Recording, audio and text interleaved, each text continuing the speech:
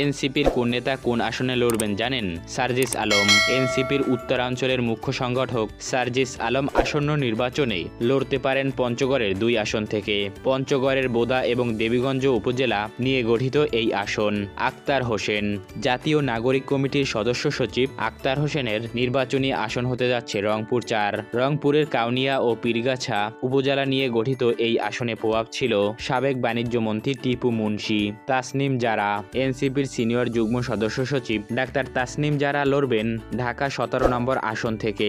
গুলশান, বনানী ও Dhaka cantonment নিয়ে গঠিত এই আসনটিতে জারার প্রতিপক্ষ হতে পারেন ব্যারিস্টার আন্দালিব রহমান পার্থ। হাসনাত আব্দুল্লাহ।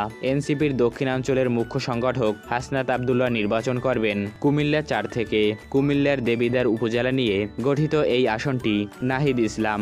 এনসিপির আহ্বায়ক লড়বেন ঢাকা 11 নম্বর আসন থেকে।